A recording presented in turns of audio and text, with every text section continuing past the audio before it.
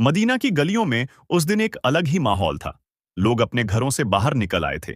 हर तरफ एक ही आवाज गूंज रही थी, अल्लाह के रसूल आ गए हैं। शहर में खुशी थी, उम्मीद थी, लेकिन उसी शहर में एक शख्स था जो सिर्फ देख ही नहीं रहा था, बल्कि पहचानना चाहता था। वह तौरात का बड़ा आलम था और आखिरी नबी की निशानियां पढ़ चुका था। सालों से इंतजार कर रहा था। वह थे अब्दुल्लाह बिन सलाम रजी अल्लाहु अन्हु। खुद बताते हैं कि जब मैंने रसूल अल्लाह सल्लल्लाहु अलैहि वसल्लम के आने की खबर सुनी तो मैं भी लोगों के साथ उन्हें देखने गया। भीड़ लग गई थी, लेकिन जैसे ही उनकी नजर नबी करीम सल्लल्लाहु अलैहि वसल्लम के चेहरे पर पड़ी, वह रुक गए।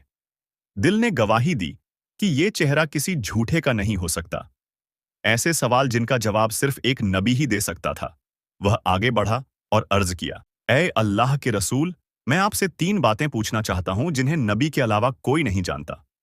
माहौल चुप हो गया। उसने पहला सवाल पूछा, कयामत की पहली निशानी क्या होगी? दूसरा सवाल, जन्नत वालों का पहला खाना क्या होगा? तीसरा सवाल, बच्चा अपने पिता या माँ जैसा कब बनता है? सांसें थम गईं, सब जवाब का इंतजार करने लगे। तब रसूल अल्लाह सल्लल्लाहु अलैहि वसल्लम ने फरमाया, अभी अभी जब्राइल अलैहिस्सलाम ने मुझे उन सवालों के जवाब बताए हैं। फिर उन्होंने कहा कि कयामत की पहली निशानी ये होगी कि एक आग पूरब से निकलेगी और लोगों को पश्चिम की तरफ इकट्ठा करेगी। फिर उन्होंने कहा कि जन्नत वालों का पहला खाना मछली के जिगर का बड़ा टुकड़ा होगा।